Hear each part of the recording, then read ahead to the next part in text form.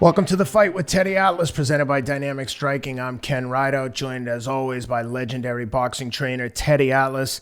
Teddy, the carnival was in town Saturday night, and the chief carnival barker, Oscar De La Hoya, was on full display. How'd you like the Triller broadcast? Well, before I even go there, I wore this sweatshirt for a reason. Because I'm sure that all the fanatics, all the crazies out there, and fans, they're real fans. They have their right to, and I admire them for being loyal and for being behind somebody. But all these Paul fans, they will believe that he's ready for either one of these guys. Matter of fact, that they might just be tune-ups for the next one for Paul. His fans would say, yeah, he can handle those guys. A guy named Canelo and Golovkin? Yeah, bring them on. Bring them on. No problem. Because there is no limit to people's imagination when you get into this kind of world. And we're in this world. Make no doubt about it. Beam me up, Scotty. We're in Star Trek. We're in Star Trek mode right now. And so, and obviously, as you just mentioned, Oscar has been beamed up already. He's been beamed up, and there is no limitations on where we can go. These two guys, cannon fodder, cannon fodder, baby. So I had to do that. It might get a little warm as I get going with this stuff, so I might wind up taking it off. But I had to start with it. As far as the production, are you still high? Here's the thing. The one thing I wanted to say is, I have no problem with people want to drink, you want to smoke weed, no problems at all. But there were a lot of kids watching the fight. Paul has a large you don't need to curse. audience. You don't need to be cursing like that. 100%. I don't know. Listen. It didn't add to it. It didn't add anything. Are you cool if you curse? I don't know. I don't know. Am I an old curmudgeon because I don't think you should be cursed? I don't know. Maybe I am. Or maybe I speak for a lot of people. I haven't lost faith in people. Maybe I speak for a lot of people that don't think that is necessary, every other word to be coming out. But listen, getting to Oscar, it was tough. It was tough because it brought me back. I started watching. I saw, what does this remind me of? Because I'm trying to connect it. I do that. I'm trying to get some connection to something that, not relevance, but some precedent for this, something. And I said, I got it. Jerry Springer. Jerry Springer. He was the first to kind of bring in that type of, entertainment, if you will, right? Television. And it basically was people that were troubled, and they were on television. They had spats going with their loved ones, or they had trouble going on in their life, but there were people that were a little bit troubled, and a little lost. And I don't think this is too harsh. Jerry was very brilliant, and he found a way to kind of have a laugh on their expense. Really, I think, listen, I try to tell the truth here. I don't know if there's still room for the truth all the time nowadays, but, it's pretty basic, and it worked. It worked. It made a lot of money, and it got views.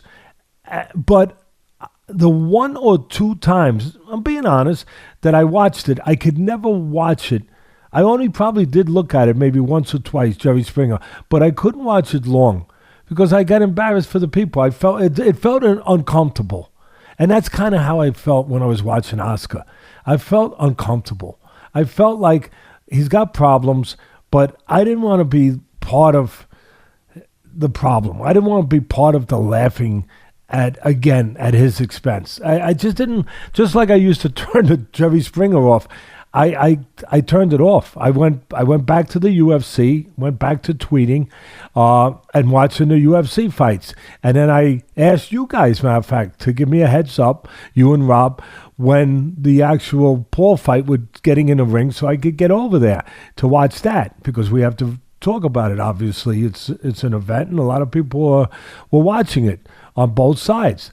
You know, with the side of Askren as the professional fighter, and Paul being this phenomena that is making money because he started off having all these followers and then dedicated himself to learning the sport. I give him credit for that.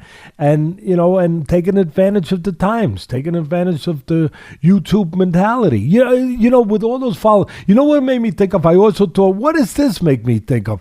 That made me think of The Matrix, where they're taking video and bringing it into real life. Like they took the video games and they found a way. They're geniuses. The Triller people, hats off to you, geniuses, making money. And they said, we're going to take the video population and popularity, and we're going to take that culture, we're going to take that group, that demographic of people that are into the YouTube, that are good at that stuff, and the followers, and we're going to take it one step further. We're going to take it to virtual reality. We're going to take it from there and bring it live, where you can play video games live, where your video games become live, where there's real punches, real blood, and it's the Matrix. When they take that tube off and boom, you're back into the world. You know, remember they had them all in those cocoons, and then they showed them. Oh my God! And then they pull the tube out and they bring them in. That's what they did. They pulled the tube out. They're brilliant, and they brought them into real life videos, and that's what we're doing. We're watching real life video games. I mean, it's pretty incredible. And look, they're getting the numbers again. You brought up Oscar, you brought up that part, rightfully so, brought up that part of it first. That's all I can tell you, the truth. That just like the Jerry Springer, I don't get kicks out of watching people suffer, out of watching people, you know, get laughed at. I don't feel comfortable doing that. And that's why I went away from it. Frank Mir had a good comment. He is the former UFC heavyweight champion, lost a decision to Steve Cunningham on the undercard of that Triller show. And he said something to the effect of, doesn't Oscar have anyone around him? Like, addiction's not a joke. And I know firsthand because Frank's gone through addiction, and he said, like, it's painful watching Oscar clearly in the throes of addiction and no one close to him. Like, get this guy off the microphone. I mean, it's all, we can all laugh. Spoken like a decent man. Yes. Like a decent man. Frank Mir. And I'm sure there's many Frank Mirs out there. Really, I haven't given up hope on humanity. I mean, there's and I'm not saying there's nothing wrong. Like you said, if you want to party and you want to have fun, and you're allowed to smoke weed, fine. But there's a place for everything. Exactly. I just think at that place, at that time, was something serious where people can get hurt in the ring. That's when we push it all away. Someone could get hurt in the ring. Even though the guy's at YouTube, still, the guy's trained, he's big, he's strong. The other guy's not a striker. He left himself very open. We'll get to that more later. Someone could get hurt. So when you push it all away, there's a serious connotation to it. There is a serious element over this. And I just felt that, again, like Frank Mir said, that there was no place for that, and it's serious. And to be making fun, and again, to be, you know, joking at his expense, glorifying drug use, and laughing at a guy that is lost, a guy that we've talked about it on our program before. Ken, this ain't the first time we went down that road. You know, he's lost, and that's a great point. It's unfortunate that there's no one around him that can give him better advice, that can steer him a little bit in the right direction. Whether it's to, at the very least, not put him on TV when he's clearly whacked out. Well, that's part of it. And the other thing is, these guys were acting like high school kids who just had their first drink. Like, dude, okay, you want to drink and smoke weed, that's one thing. But acting like it's the first time you've ever had a drink and like having to point out that this one's smoking and that one's smoking, like, give it a rest already. Like, act like you've been there before. Anyway, I digress. No.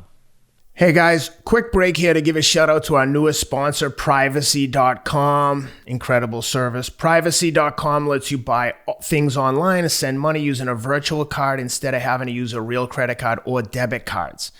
This is an incredible service, honestly. As someone who's had my credit card information hacked online, I now exclusively use Privacy.com for all my online purchases. It's completely free to use. No charges, no hidden fees. It allows you to track all your online purchases in one place, and you can even get 1% cash back on all purchases if you use their pro service. If you'd like to give it a try, head over to privacy.com/Atlas and you'll automatically get $5 to spend on your first purchase if you sign up now. Again, head over to privacy.com/Atlas, ATLAS, to try this service for free and get $5 to spend on your first purchase when you sign up. Again, having your credit card information stolen online is a painful experience. Once you're in that spider web, it takes not only a ton of time, but a huge amount of effort to get this thing resolved. So I use privacy.com, highly recommend these guys, give them a shot. Let's talk about the fights. The one highlight or low light was Regis Prograis gets a win over Ivan Redkach. Massively controversial. He hit him with a body shot. They showed 25 replays. Doesn't look like it hit him low whatsoever. To be honest, it didn't even look like the punch landed that cleanly. Ivan went down like he'd been shot with a bazooka from the stands, had to be stretchered out. I know Regis wasn't happy. I did hear this morning from someone that they have reversed it and they're going to give him a technical knockout win upon further review, that the Georgia State Athletic Commission has made that announcement. I don't know if it's official yet, but that's what I heard. What'd you think of Regis's performance up to the low blow, alleged low blow? Listen, listen, Prograis is a real fighter. Prograis is a top-level fighter, former world champion. Lost his title to Taylor over in London in a really split decision. Really good fight, really close. I thought Taylor won, but very close, very close. Prograis, terrific fighter, top guy. This was a layup. This was an early Christmas gift for him. Again, truth is the truth. It didn't matter where they put it on. They put it on there, but they were giving him an easy one. There's plenty of tough ones in front of him, especially in that division. But Redkach is not that level. His history shows you that he loses at the next level. So nothing to be learned there, nothing to be surprised about there. He did what he was supposed to do. He lost at the next level. He's also a little bit used up, besides losing at the next level. Besides being a guy, Redkach, that has never been able to win, as I said, at the next level. He's a guy that's been used up a bit. And he was there, he was there, and I was about to say for a payday, but I can't read his mind. He was there, and it didn't have a good look at the end. First of all, the referee made a mistake where he thought he got hit low, and he was giving him time to recuperate because he thought it was a low blow. First thing, I have a problem there. You know why, Ken? That's what you have instant replay for. Use it. Bring yourself to the 21st century. Really. Bring yourself to the 21st. Every sport uses instant replay when there's television available. There was television available. Go freaking spend 45 seconds and look at the replay and say, oh, no, it wasn't a low blow. I mean, come on. That's number one. That shouldn't have been going on. They should have seen and used what was available with the camera, with the television, use that technology to see and then make the right call. But it looked like a forearm glanced off his side. Not a fist, but a forearm, to be fair. So we don't know. We don't know what it could have done. It had a bad look to it. And from us doing our due diligence, you doing the due diligence, Rob doing the due diligence, we reached out, and from all reports, he didn't spend time in a hospital. It wasn't like he was treated for anything. So it looks like it looked that night. Like maybe he found a way out, or if it was an injury, it wasn't serious. It was temporary. It was very temporary. And listen, thank God he's okay. It's a fight that was never going to be competitive. Again, it was a freebie given to a real fighter in Prograis. Hey, God bless him. Let him get it. He deserves it. He's got plenty of tough ones in front of him. But it wasn't necessarily something that you want to pay money to watch. But again, it was on the undercard. People that were paying the $50 or whatever it was, they were paying to see the other fight. They were paying to see the event of the night, which was of course going to be Paul and Askren. So that's all there is to be said about that. Is and the one other thing I add to it, I like accuracy. If somebody's being paid to be a pro, with me as a commentator, as a trainer, whatever it is, us doing what we're doing here to deliver the truth, I like accuracy. And I'm not saying that people are barking for their meals or howling for their meals or whatever, but sometimes I wonder if it's just they don't know, or they're barking for their meals, trying to make the event a little bit better. But one of the commentators kept saying that Prograis is a great puncher. He's not a great puncher. He's a good puncher. He's a good, solid puncher. There's no doubt about that. But when you start throwing those words around, great, you lose some of your credibility. You lose some of the worth of that word. I mean, again, if I have a commentator, I want him to be accurate. I want him to tell me things that are within the realm of accuracy as a professional. I really do. I hold people accountable. And to go over and say, oh, he's a great puncher. You got to be... no. If he was a great puncher, he probably would have gotten rid of him with one of those punches earlier. He's a good, solid puncher. He catches you clean. He's a very wily guy. Talking about Prograis, he's good defensively. He's got an awkward style, an unorthodox style. He's, like I said, he's a cutie. He's smart. He's the old timers would say a cutie, but he's slick. He's a slick fighter. He's an intelligent fighter. He's a talented fighter. He's got good legs, good hand speed, puts the punches together at the right time, catches you clean punches where he can affect you. But to say great puncher, reserve that for, Tommy Hearns. Reserve that, for lightweight Roberto Duran. Reserve that for the great light heavyweight champion of the past, Bob Foster. Marvin Hagler. Reserve it for the right places. John Mugabe, who Marvin Hagler fought when nobody else would fight him and took him apart. Reserve it for that kind of power, that kind of explosive TNT, power. Don't just throw it around. Carlos Zarate, the great bantamweight champ from Mexico, those kind of guys. But just to throw that word around because it makes I don't know why. I'm not in their mind. Maybe because they don't know better. Or maybe, again, because they're trying to make the vet give you a reason to stay with it.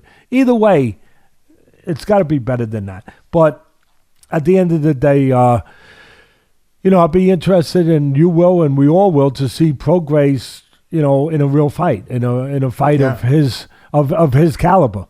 Yeah, and I know from talking to him, he wants the big fights. He doesn't have a promoter right now, so he has a little bit of flexibility. So it will be interesting to see who he fights next. That brings us to the main event. Ben Askren knocked out under 2 minutes. He basically didn't take any of the advice you gave him.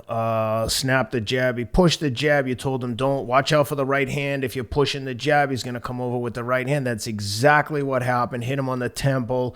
The one little in a humble way that I would give to you, concentrate on distance, being aware of range, and your jab. Yes, just keep it real basic and throw a snappy jab. When I say range, make sure you're not throwing away. He can counter you with the right hand because he will look to counter with the right hand. So make sure you're at a far enough proper distance where you're getting full extension on a jab, because if you're throwing it at 3/4 distance, he's got the range where he can throw that right hand over it. So make sure you're at the proper distance, the proper range. I thought the ref stopped it a little early. I think if the roles were reversed, there's no way they waved that fight off with Paul and all all the money in the future with a Paul win. But nevertheless, he stops Ben under 2 minutes. I was, needless to say, shocked. It was interesting to see all the messages I received of people gloating as if they had like all the technical analysis in the world and weren't just picking Paul in a popularity contest. I thought Ben's athletic experience would get him through, and the competitiveness and his competing and all the experience, but wasn't to be. And Paul blasted him right out of there. And man, that's an embarrassing one for Ben. But if anyone can bounce back from it, it'll be Ben. Curious to see what's next for Paul. What'd you think of the event of the main event? Yeah, well, first of all, again, I always evoke the thoughts or the memory of the words of the former great broadcaster Warner Wolf. Go to the videotape. Let's go to the videotape. Go back a few weeks ago to one of our podcasts when we were starting to talk about this and preview this coming event with Askren and Paul. I remember saying, Paul's going to win it. Again, go to the videotape. I remember saying, don't be fooled because the other guy's a professional fighter, professional athlete, all that stuff. This guy's a YouTuber. This guy has just been doing it for a few years, and he's taking boxing lessons, and he's taking it serious. But still, I remember my words, styles make fights. Remember saying that, styles make fights. And no matter how you try to dress it up or try to avoid certain parts of it because of whatever side you want to be on, Askren was never, as much as he was a great wrestler, as much as he was a tough son of a gun and an MMA champion and all that stuff and a professional athlete, he wasn't a boxer. He wasn't a striker. He didn't know anything about it. Matter of fact, he was so honest on our show, and he was gracious enough to come on our show, but he was so honest, Ken. When he said, I'm the worst striker in MMA. And then he backed up on it a little bit and said, well, maybe not quite the worst. But he was, you couldn't be more honest and you couldn't be more gracious. You couldn't be a better guy than he was. And we appreciate he came on the show. Listen, again, there's a reason why weeks ago when we were previewing it, I said, most people would think coming from my background, I'd be going with the professional, wrestler, the professional fighter. But no, I felt Paul would win this. I felt that, he was smart to pick this because of the reasons I just said. And, that we'd all look at the disadvantages, but not the advantages that he would have. And some of those events, when you push away from it, that this guy's a YouTuber, you got to push that away. When you push that away and you look at what you need to look when you handicap a fight, first of all, he's naturally the bigger guy. I know that doesn't matter if you're in a real fight with a real boxer. Like if you put him in with one of these guys, I'll go with him again. These guys, these warm-up backs for Paul, you guys out there, I'm just saying, if you put him in, and I'm not knocking him, but if you put him in with one of these guys, then the 20-pound difference doesn't really matter. It's really not going to matter. I know some people, it's not. Then the technique, then being a fighter, then all those things, the experience, the ability, then those things are going to come to front. They are. And they're going to come fast. But taking nothing away from the guy. The guy worked hard to learn and respected the sport. That's what I like about Paul. He respected the sport. He went out there and he did it the right way. And he got boxing lessons and he learned and he dedicated himself, committed himself to doing this the right way. But the point I'm making is that when you don't have those skills, and Askren didn't have those skills, well, then the size does matter. And so you had a guy who was a natural 190-pounder in good shape in Paul with Askren. Again, he said it on our show, Ken, and a lot of people listen. We had over 300,000 views on that show. He said it. He said that I usually fight because I remember asking him the question, what's your natural weight? What's your best weight, for a fight? He said 170.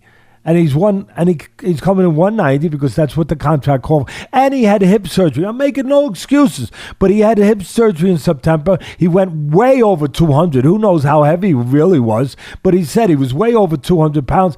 And he said in camp, all he did was try to get his weight down at first before he could get into any kind of serious training. So look, if you're pushed away again, from the distraction of the guy being just a YouTuber, if you're pushed away from that and you start to look at what I'm looking at, then you start to say, yeah, it kind of made sense. And again, Askren is a guy that obviously had no background in striking, no abilities, no development in striking. It showed. But the one thing you can't do is what he did. You can't do that.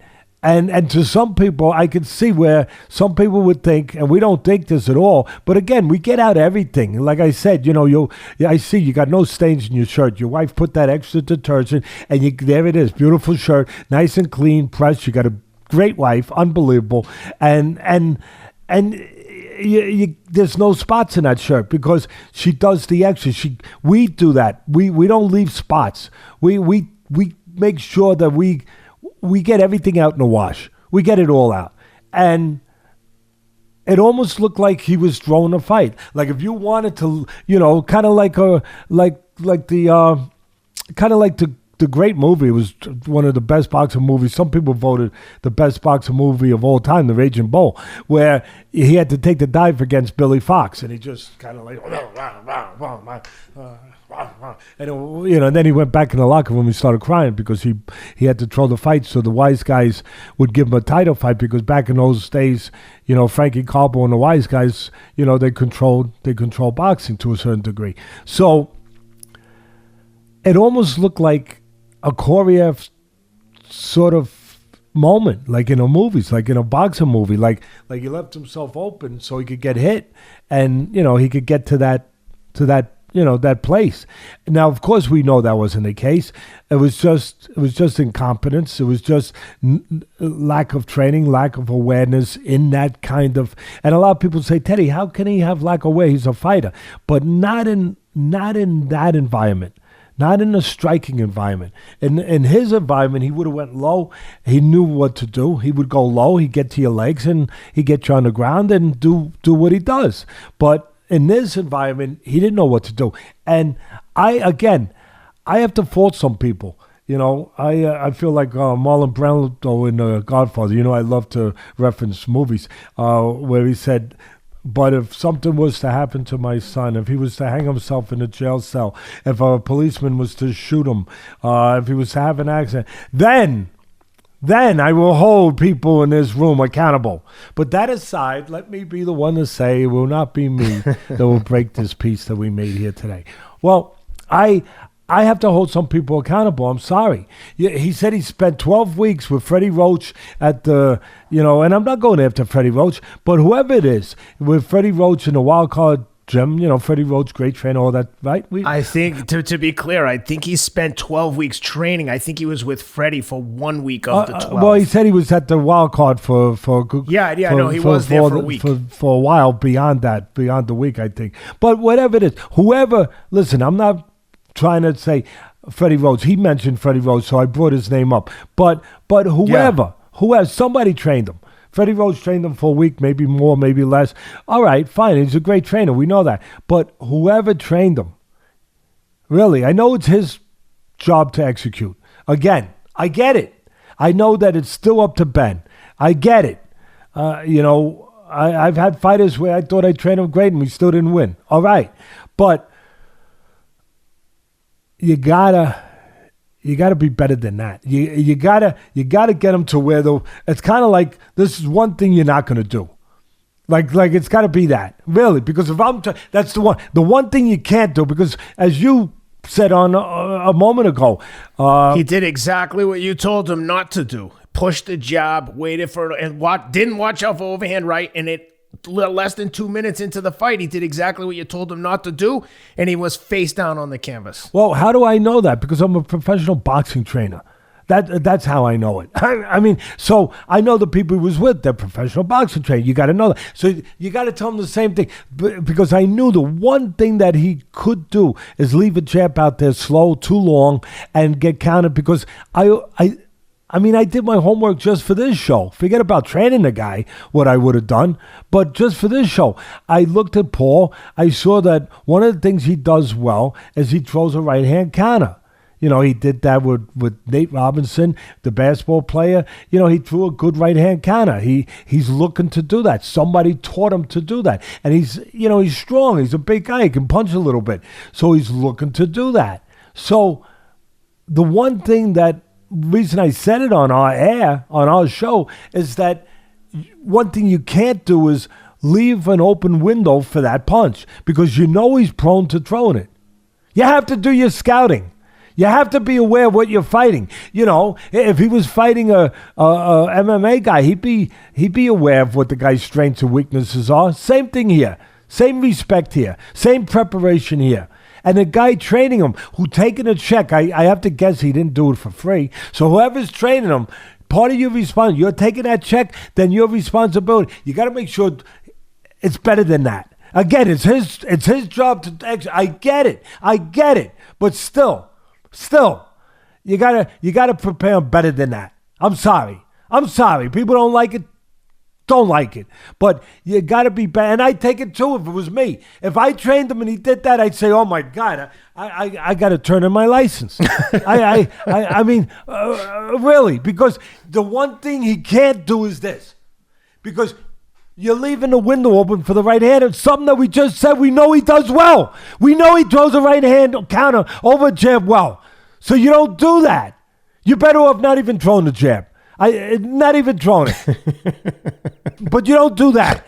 So what I'm saying is, and I always say to the fighters, Ken, you've been there when I've said it, a jab is great. People love to say, use the jab, bang, bang, use the jab. The jab is a great weapon. It's a dangerous weapon if you don't use it the right way, because it leaves a hole for a counter right hand. Yeah, it's a great weapon. It's a great weapon. It does. It sets up defense. It sets up offense, sets the table so you can eat. It controls range. It keeps your opponent defensive. It puts bugs on the windshield when you're coming forward so he can't see you coming in if it's thrown right. But if you throw the jab the wrong way, at the wrong distance, too close to him, and you throw it slow in a predictable timing manner, it's a bad punch to throw because it leads to a counter right hand. So it's a great punch, but it's got to be thrown the right way, the right time. You got to understand. You got to understand the other side of it. It's a great punch, but there's a danger to it if you don't use it the right way, like there is in a lot of things in life. And that's the one thing he had to be aware of. And that's why I said it on our air. That's the one thing you got to be aware of. And what did he do? He went out there. Anyway, go ahead, Ken. I'm sorry. I was going to say, Paul did land a couple decent body shots early on, which might have been in his mind too, but still, that was he did exactly what you told him not to do. But to Paul's credit, he mixed up some punches well. Granted, he wasn't in there with John Mugabe, but he did what he had to do. Listen, to Paul's credit, as I said a little bit, and I'll say a little more, just to make sure that people don't have potatoes in their ears, that they hear it. I give him credit. I give the Triller people, I give the geniuses to see the market for this. I give him credit for, if he's going to do this, do it right, prepare right, take pride in how you do it, and go and respect the sport. So I give him credit for that. I give him all the credit. He should get credit for that. And I'll tell you one other thing that he's doing right. A little bit, and people don't get crazy when I say this, because I explain it. I'm not saying he's like him, but a little bit like Floyd Mayweather, where Floyd Mayweather later in his career was very good. We know he's a great fighter and a great defensive fighter, a great counterpuncher, and a great promoter. But he was also great at management, at selecting his opponents late in his career. Very smart at picking the right opponents. Paul's very smart at that. Or somebody is. Somebody with him is. And he deserves credit for that too, that he's selecting his spots, kind of like Mayweather. And listen, please, I'm not comparing the caliber of opponents that Mayweather was fighting, even when he was selecting them. I'm not comparing that with the caliber of opponents that Paul is selecting. I'm just saying that he's using the noodle, and there's science to this. They're not just going out there, and just throwing crap against the wall and saying, whoever's there will fight. No, they've thought this out in a very well thought way, and they're going down the road with it in a smart way that's making them millions of dollars. And they're taking advantage of, as I said earlier, of a time right now where they can exploit this with that audience, that there is that audience to bring them into the fold. So, again, just... you wonder who he's going to fight next, because obviously this train's going to keep rolling right down the track. It's a gravy train, right? Yeah, you couldn't probably use you couldn't use better selective of words for that one. It's a gravy train, and the gravy train going to keep rolling on down the road. Hey guys, quick break to give a shout out to PremierFightPicks.com. Premier Fight Picks is a top MMA handicapping service run by my man Bardia Helmy. Honestly, guys, Bardia is excellent at picking fights. He has a 70% winning record, publicly tracked for over 2.5 years. Bardia was spot on for the big fight this past weekend, as he had Jake Paul to win by KO inside 2 rounds at plus 450 odds, plus 450 odds. $100 would have paid you 450. If you'd like to bet on fights and you're looking for help picking winners, visit PremierFightPicks.com to subscribe.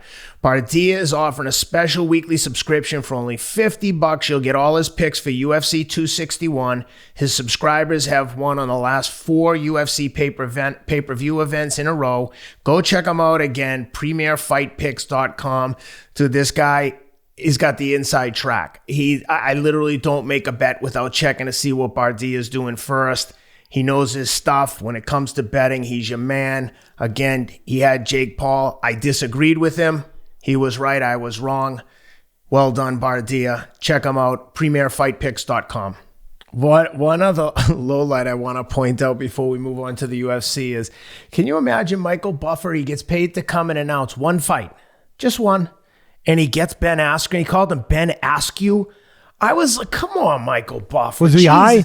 And I'm being a wise guy, but I'm not. I'm just asking a question that I think is prevalent in where we are right now. Was he high? I don't know. I'm just saying. I mean, everybody was talking about being high that night. I mean, but we're not talking about a guy they announced this guy. We just pulled him out of the crowd. A, he has his name written down. B, Ben Askren. Okay, he didn't have a great performance there, but he's a well-known commodity. He's been a champion all over the place, Olympic wrestler. I mean, your only job is announce the fighters. You're going to call it. I found it so insulting. Imagine if someone came in and introduced you the wrong name on they had like 1.5 million subscribers. I agree. And he gets paid a lot of. And listen, everybody was getting paid more money than they'd usually get. I'm not going to try to go. I'm not going to try to go to a place where I can't be 100% accurate, but I'm accurate. I'm not going to put the exact dollar number. Then I would be wrong, but everyone's getting paid more than they normally would get paid in the marketplace. Yes, and 100%, and he, including the fighters. And including that ring announcer you're talking about. And so for that, I'm with you. You got to do a better job. You got to be better than that. But listen, the guy's 90 years old. I mean, the guy, I'm joking. I don't know how old he is, but I mean, the guy, my God, he ain't. He looks like he's 35. Well, you keep getting that surgery too, and you look like you're 22. I mean, come on. I mean, somebody will probably call in, give you a good name of a good, guy that does that. I mean, but you don't need it. You don't need it. Thank God, you don't need it. You're not there yet. But from what I hear in Hollywood, the guys used to do. They'd start clipping. They call it clipping. They do a little clipping, early, because so you don't wait till it gets real bad. And so I guess he's probably been doing a little clipping. But again, I don't know how old the guy is, but maybe he ain't no youngin' anymore. This guy is.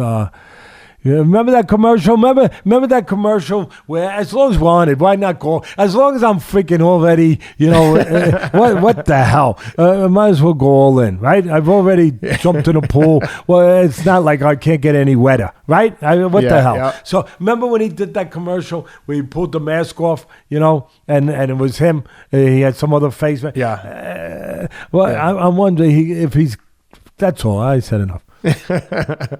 Get the damn names right, at least of the main event participants. Let's talk about the UFC, where the fights are competitive and the production is professional all the time. I know you had a chance to look at the undercard and had some thoughts on. I wanted to touch quickly on some of the undercards, starting with Tracy Cortez and Justine Kish. What'd you think there? No, listen, the women fight between Cortez and Kish, good fight. And again, whether boxing or UFC, MMA, I always say it's about who controls the geography. And I gotta say, so I'm sorry, I gotta be a little bit. Oh man, I hate to have to be this, but I gotta show that I'm not as strong as I should be sometimes, and so I have to be a little shallow, a little thin-skinned, just a tiny bit, not too much. I don't try not to do it too much.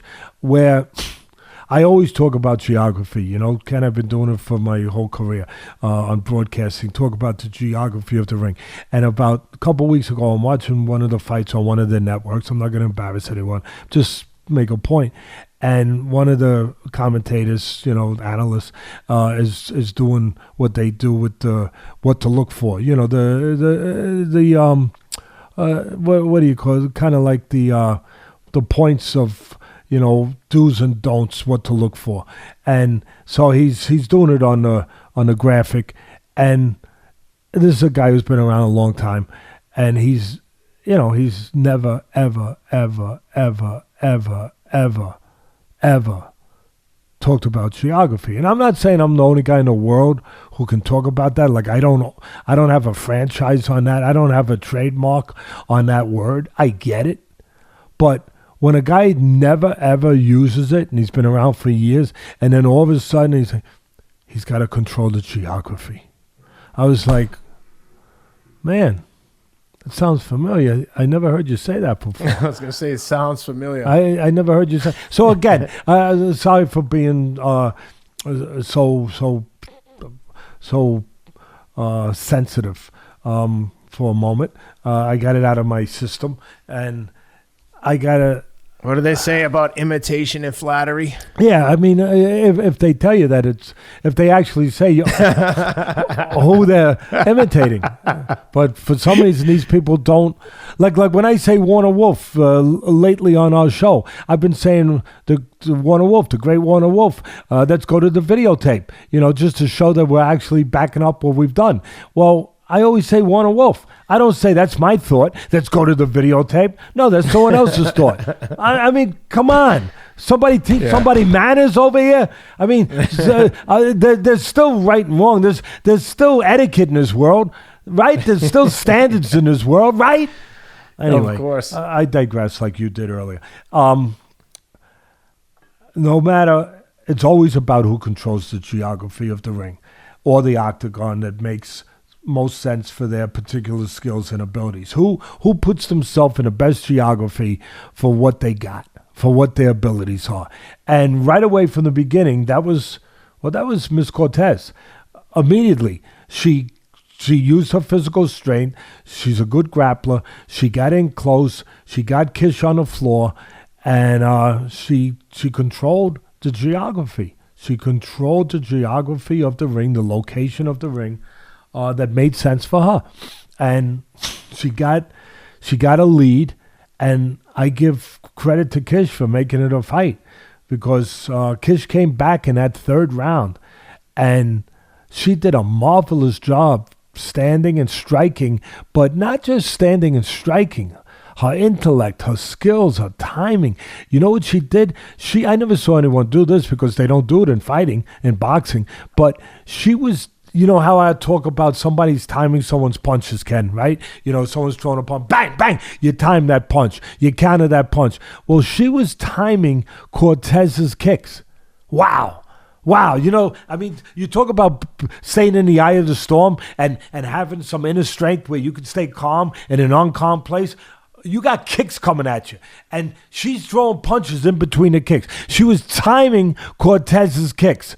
Unbelievable. Tremendous. Bravo. I had to, she's got to get credit for that. And by doing that, she tightened up the she tightened the fight up. I think Cortez probably wanted 2-1. I don't remember what the scores were, Ken, but it felt like it was probably 2-1, and it was a good fight and good skills, good toughness, everything. Really was tremendous. I was really impressed by both of them.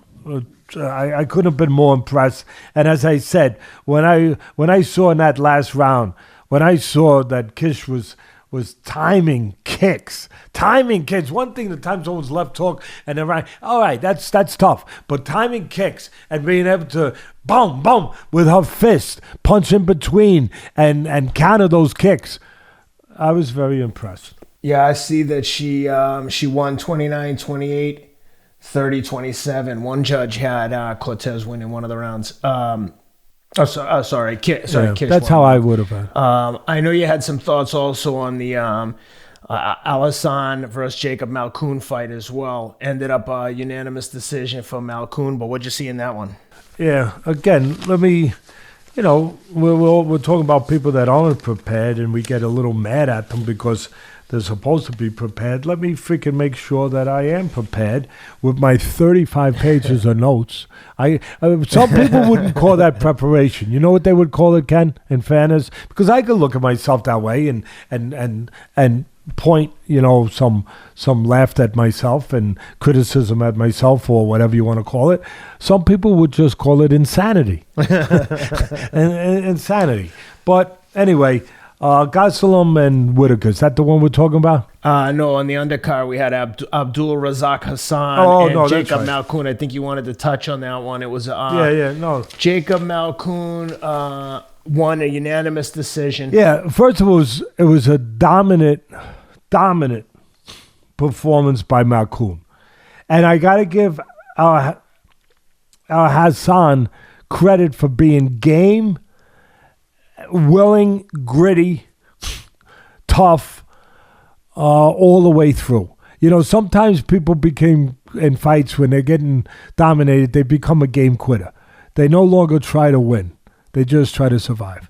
And they give in. They submit to her, even though they still take punishment and punishes, but they stop trying to win.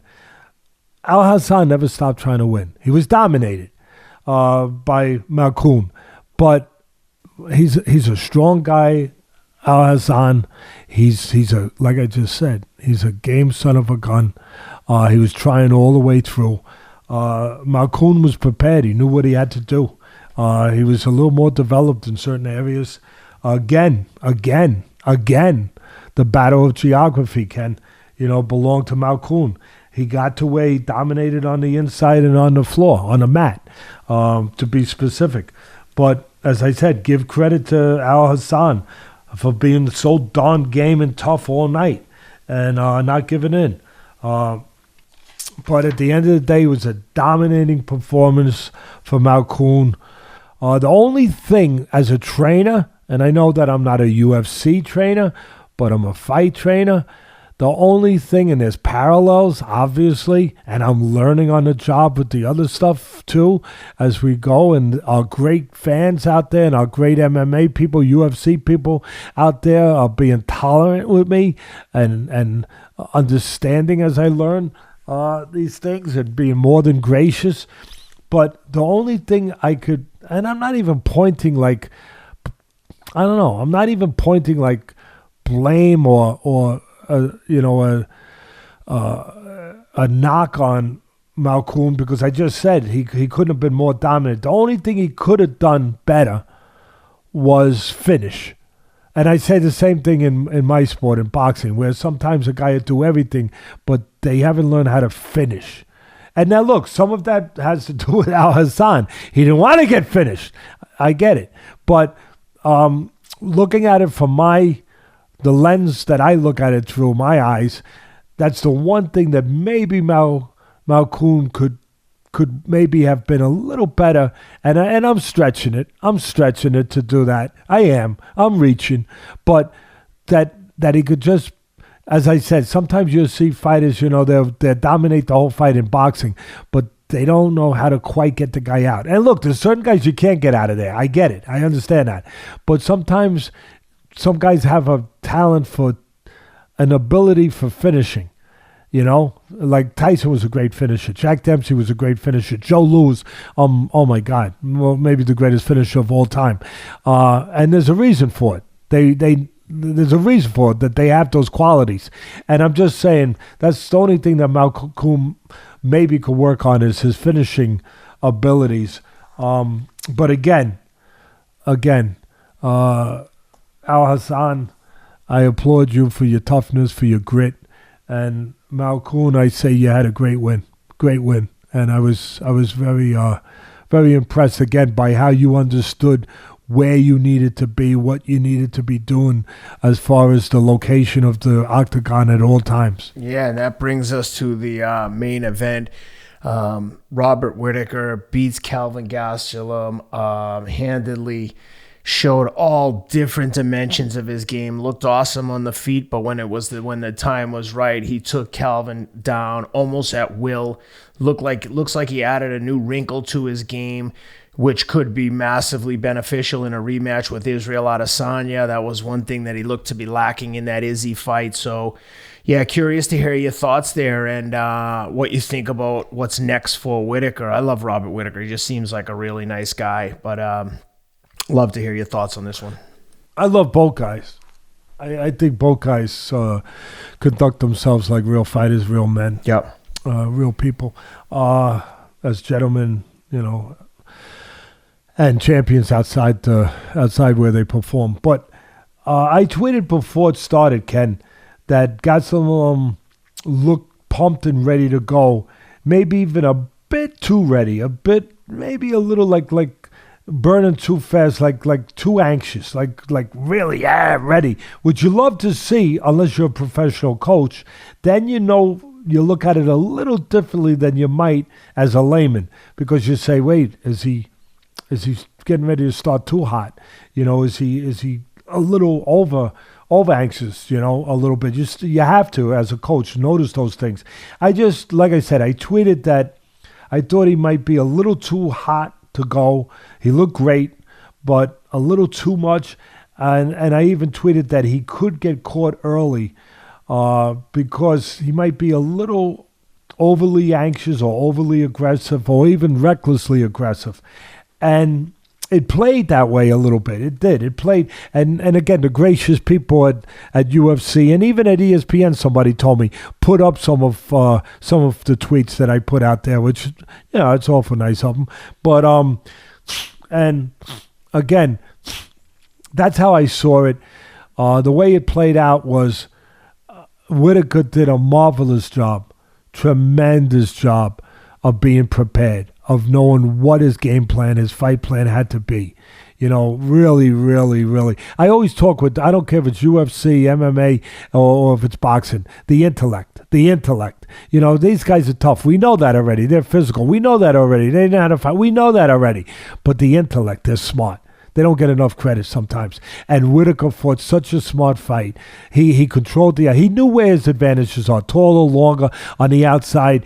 He knew that he had to control the outside. Gastelum, very strong guy, probably wants to take him to the mat, wants to get close at the very least, wants to strike in close. His arms are shorter, you know, wants to bring his power, you know, to the kitchen, if you will, to the trenches, if you will. And Whittaker knew his job was, don't let him do that. Don't let him do that. And he didn't let him do it. And you talk about consistency. You talk about discipline. He fought a disciplined, consistent fight for 5-minute rounds. That was what was magnificent about. Some people do it for 1 round, 1.5, 2 rounds, 2.5, 3 rounds, 3.5. And they get broken down with a strong, determined. And Gastelum was strong and determined all night. And you get broken down a little bit. The ocean starts to take some of the shore back with it when it comes in and it crashes to the beach and then it goes out again. There's less beach, but there was never less Whittaker. I mean, he stayed consistent all freaking night long, controlling the outside, striking on the outside, counterpunching Gastelum's, you know, aggression, knowing what he had to do, controlling range, controlling distance, mixing up kicks with punches. Really, what a superlative job. It was really magnificent. And again, the consistency of under tough circumstances with a guy who's trying to get you every second, trying to get to you under that kind of pressure, not to evaporate. Not to disappear and do it for 4 rounds and then all of a sudden the guy gets you. How many times have we seen that? We've seen it. Where the guy breaks through with all that pressure. Like I always say on ESPN, pressure breaks pipes and breaks people too. So it didn't break Whitaker. This guy was mentally, physically, spiritually, technically. He was prepared. Gastelum, I give him credit. He was strong. He was trying to bring his game, but Whitaker's game was better. Whitaker's game was stronger. Whitaker, what we would say in boxing, he fought his fight. And again, he controlled the geography that he had to control. And just counterpunched all night, used his legs to keep range, to keep distance where he could get those punches off without getting grabbed by Gastelum, without letting Gastelum get into his punching position. Matter of fact, he was so good that it got me to tweet during the fight that this Whitaker is reminding me of the great Pernell Whitaker. That's how good it was. And that's good. That he's reminding me of Sweet Pea Whitaker with his counterpunching abilities. So, just a terrific performance. And I'm gonna go off of what you said earlier about people talking about the possibility of a rematch with Adesanya. Adesanya's tremendous, special talent, world champion, special champion. Whitaker got beat by him. I do my due diligence. From what I understand, no excuses. Whitaker would never put one out there either, and Adesanya doesn't deserve anything to take away from what he does in the ring. But from what I understand, he was coming back. He hadn't been healthy. He had some kind of health issues. He was coming back at that time. Maybe he was 100. Maybe he wasn't 100% in that fight. He got dominated by a great Adesanya. What am I saying? I'm saying he is 100%. If there's a possibility he wasn't, he's 100% now. He's hitting on all 8 cylinders right now, Whitaker. He's at a great place right now. And I would say, from my humble position, that a rematch would be in order. Not because of anything like, he would have beat. I'm not saying that. Just that he's earned the right to get back to a rematch. That's all I'm saying. And he's good enough. He's good enough when he's hitting on all 8 cylinders like he was the other night. He's good enough to make a hell of a interesting competitive fight with the great Adesanya. Hey guys, once more, I want to give a quick shout out to one of our sponsors, PremierFightPicks.com. My man Bardia Helmy. Check him out. The guy is on fire. He seemingly can't lose. If you're betting on fights and you want the inside scoop, check out Bardia Helmy, PremierFightPicks.com to subscribe. He's offering a special weekly subscription, only $50 a week. You'll get all his picks for UFC 261. And again, his subscribers have won on the last 4 UFC pay-per-view events in a row. Check him out, PremierFightPicks.com. Speaking of the UFC, sticking with that theme, we have coming up next weekend, we've got an awesome pay-per-view card. Kamaru Usman rematching Jorge Masvidal in a sold-out Jacksonville, Florida stadium. Ooh, baby. Pay-per-view event. Looking forward to this one. Ooh, baby. It's going to be big numbers. Yeah. Dustin Poirier is coming to Nashville to host a watch party on Saturday night, so we'll be in downtown Nashville watching the fight with Dustin and a bunch of other guys. Hanging out with his UFC buddies. Ken hanging with his UFC buddies. Yeah. That's it. One of the perks of the job. Beautiful. What are the perks of being a good person? People don't hang out with bad people. People, they choose who they're hanging out with. If he's hanging out with you, obviously because he sees you as a good person. And of course, we know Poirier to be a tremendous person. Besides being a great fighter. Yeah, and Dustin actually signed a new sponsorship contract with PowerDot, one of the companies where I've been involved in. So congratulations to Dustin and PowerDot. Great partnership there. But what are you looking for in this rematch with Usman and Masvidal? Last time they fought, it was obviously on short notice for Masvidal. He said if he had a full camp, he was going to beat him. It was a pretty one-sided in the first fight. Obviously, we love Jorge Masvidal, but even on short notice, noticed a lot of these guys stay in pretty good shape year round. So I'll be curious to see if the full training camp makes a difference for Masvidal in this one. What are you looking for? I'll start right there. It will make a difference. It will make a difference. It'll be more competitive. It'll be more that. I'll put my reputation on the line, even though, again, I'm not a UFC guy, but whatever it is, my reputation in the fight world, I'll put on the line. It's going to be more competitive. Matter of fact, I'll go even further. I think it could be an upset. Yeah. Yeah, I know how great Usman is. I know how great he is. I do, and how physical he is, and how great he is on the floor, on the mat, and how determined he is, how tough he is, how he's been hurt and he's come back. What a great chin he has. What great heart he is. What a great warrior he is. And again, his physicality is unbelievable. His preparation unbelievable. His conditioning, his cardio unbelievable. I get it.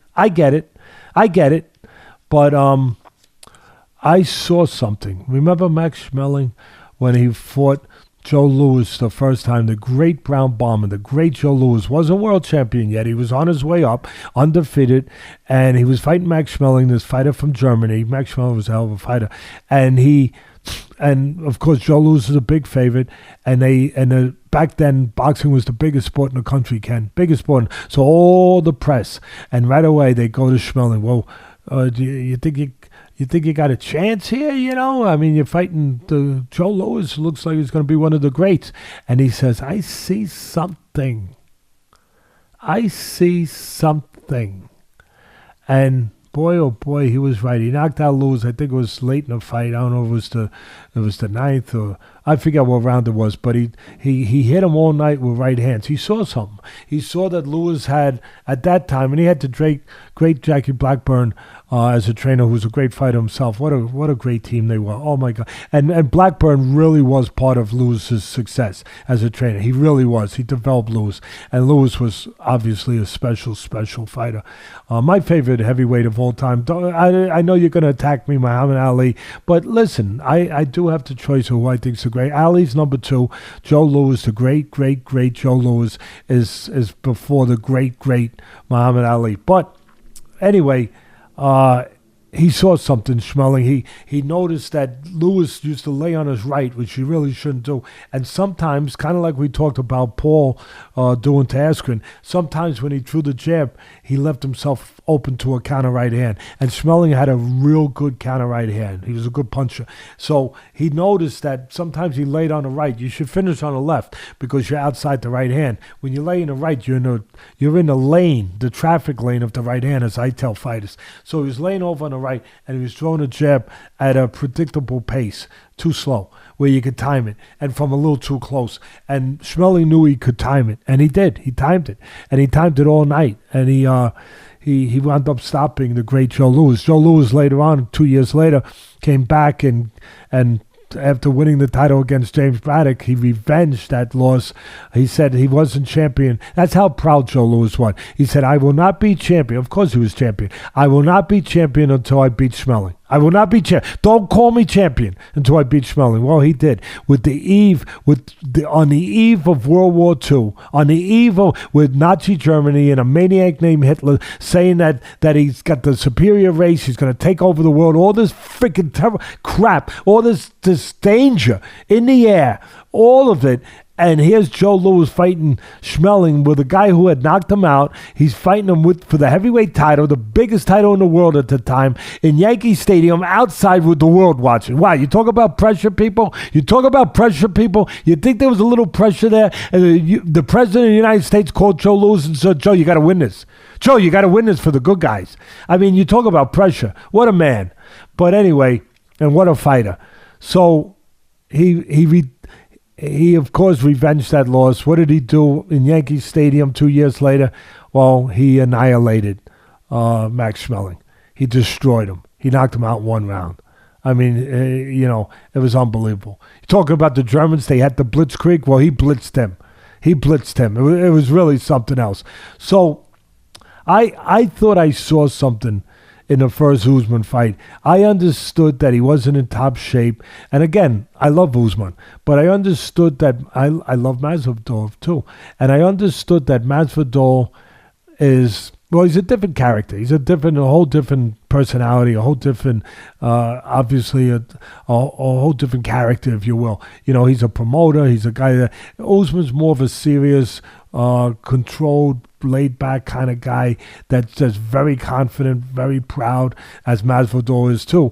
But Masvidal's more of a guy that'll kick it around, get it going with talking and with promotional stuff, and of course Usman is more about what he does in the octagon, like my talking is with these, and with the kicks and with whatever it is. So, but they're both terrific, and I noticed in that first fight, I understood what I was looking at. I'm looking at a guy who took the fight on 5-6 days notice. He doesn't have a full tank of gas, and when you don't have a full tank of gas, what do? You coast. You coast sometimes. You can't be hitting the gas pedal all the time. And I noticed that there was a spot. I can't remember what round it was. Maybe it was the first round. I'm not sure. But Ken, there was a spot where on his feet, where Masvidal has to be to win this fight. He's got to be on his feet. He's got to strike for the most part. I know he's good at preventing takedowns and escaping takedowns. He's gotten very good at that. But that's his forte, is not to be on the mat. That's going to go to Usman if they're going to wind up there. If Usman gets that geography of the cage, then he's going to win if he gets there. But Masvidal, I saw early on in spot where he was standing where he needed to, where he was going to have his only chance to win, where he was standing in a striking pose, and he landed a straight right hand. And I know this sounds crazy, but for a split flash there, I saw Ali and Foreman in Zaire, where Foreman's the stronger guy, of course, and he's always coming in trying to get close, kind of like Usman. And all of a sudden, Ali, and then I think it was the 8th round, he strikes out with a right hand and catches him. And then just for a split second, he catches Foreman. But then Ali had enough in the gas tank. Of course, he was fully prepared, and he unleashed 3-4 more punches after that, 5 more punches after that combination. And all of a sudden, what happened? Foreman started to go down. He started to pirouette. Maybe Rob will get that up. It'll be a beautiful visual for us. But he started to pirouette around the ring, and he went down. And the great Ali did the unthinkable. He knocked out the undefeated great monster puncher George Foreman in Zaire at 4 o'clock in the morning. Unbelievable. Talk about historic fights. So there was just a flash moment. Because, again, it would have been a huge underdog. It would have been a huge upset if Masvidal pulled it off, especially under those circumstances, right, Ken? Would have been a huge upset. All of a sudden, I saw that. I saw the right hand land. I said, oh, there's a window. There's an opportunity for a Ali Foreman moment. But no, because unlike Ali, who could follow up with those 3, 4, 5 punches to finish the job, Masvidal couldn't do that. He wasn't able to do that. He didn't have it in the gas tank to do that. And not only with the punches, but with the legs. Because to do that, Ali moved his legs so Foreman couldn't fall into him. So Foreman couldn't. He kept that separation. And that's what Masvidal has to do to win. Not just with his hands, but with his legs. He's got to have fresh legs. He's got to have good legs. Of course, a good sense of distance and range, of keeping the guy where he needs to keep Usman. He needs to do that.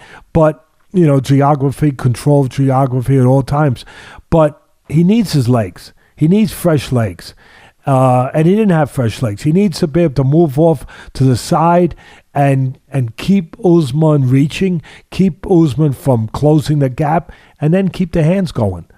And if he can do that now, that he's going to go in there with a full tank of petrol, a full tank of gas, guess what?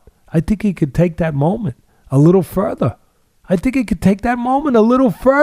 Yeah, I think maybe he can. I've seen Usman hurt, and if Masvidal hurts him, I'll tell you, unlike what I was talking earlier about, having to be a better finisher, and some guys have the ability to be a finisher, they have the instincts to be a finisher.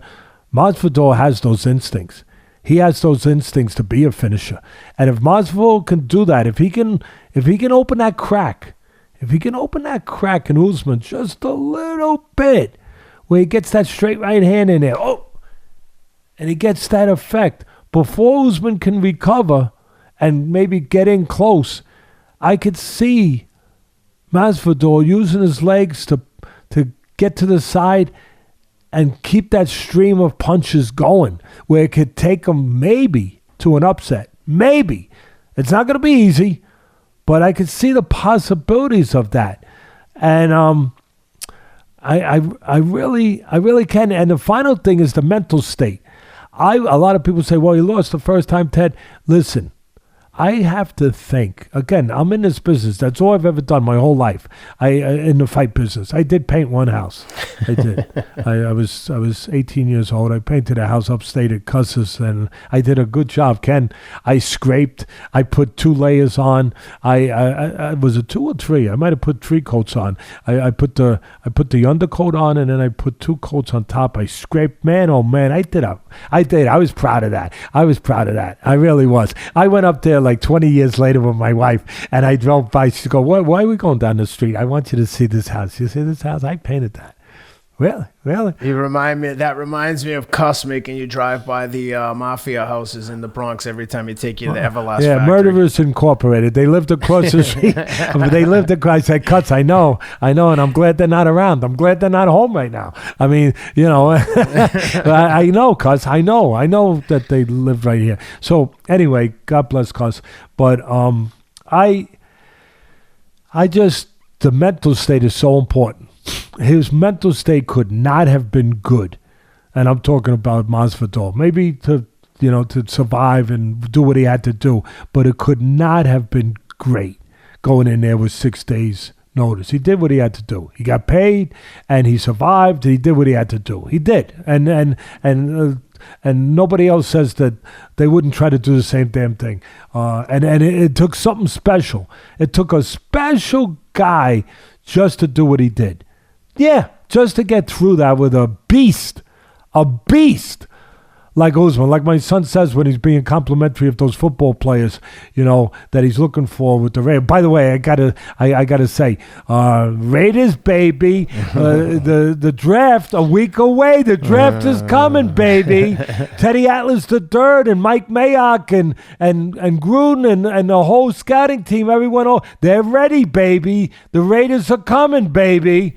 All right, I digress. So, getting back to this, you had to be special.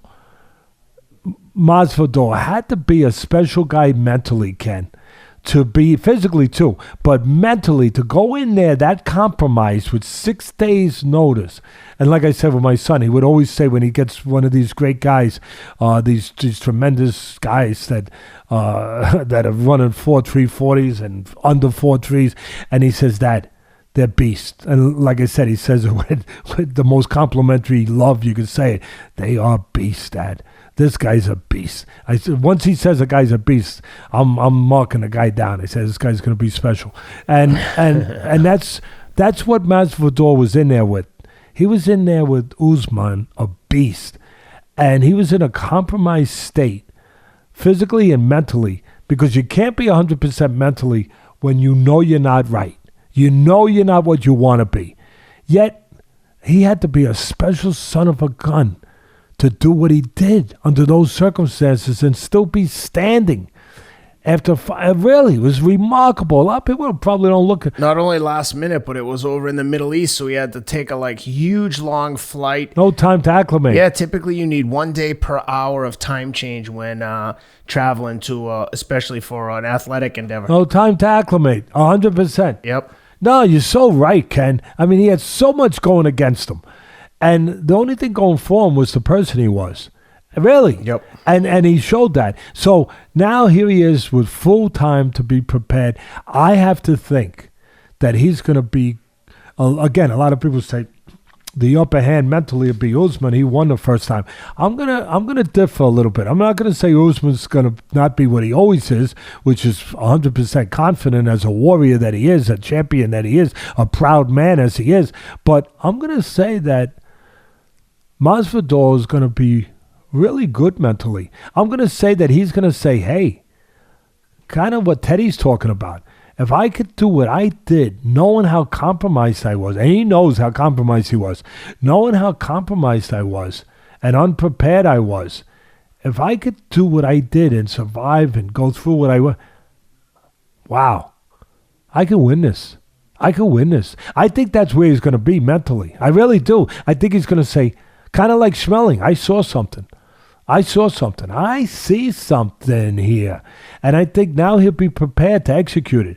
And I think that mentally he's going to be in that place. He's going to be, yeah, wow, I watch me now. Watch me. If I did what I did before, watch what I can do now. So I think it's going to be a very, very, very interesting fight. Contrasting styles, very contrasting styles, contrasting personalities. I'm looking forward to it. I really am. Yeah, I am as well. And that'll be a good one. The UFC never disappoints. Good competitive matchup, a lot of bad blood. I'm excited for that one. This was a lot of fun. We've got a lot of fights coming down the pike. COVID restrictions being lifted. Like I said, next week is the first UFC show in front of a full sold out crowd in Jacksonville, Florida. There's a bunch of others that are sold out. One in May in Texas, and then we've got Dustin versus Conor in July in Vegas, and I'm going to try to get to that one. But yeah, lots to be excited about on the fight front. I think some of these big fights should get made now with the COVID restrictions being lifted. So, you got anything else to add before we sign off for the week? No, only thing is when you're at the Poirier Conor fight in July, when you're there sitting there in your usual ringside seat that they've reserved for Ken Rideout now whenever he goes to any kind of fight, people should know that it's always reserved, you know. If you walk by there and you see a roped off section, you can be pretty sure that that's roped off for Ken. But the only thing I would say is when you're there, you know, help them like you'd normally do, to the same way as you help Ruiz, and the same way as, you know, you were there for Areola, and you kept him going in a fight that he was a big underdog in against an undefeated fighter in New York. You know, give him the advice you give, you know, but just don't, you know, be careful not to stop when the bell rings. That's all I'm saying. Like, you know, just stop when the bell rings. But, you know, give them the usual advice from ringside. Just, but don't, just be careful, because we both love Poirier. Don't distract them where you, Dustin, listen, don't forget you had to do that. and Dustin might be... That's all I'm going to say. All right, guys. Thanks for being with us. Please subscribe, like, you know the routine. Thanks for being with us. Thanks, Teddy. Thank you.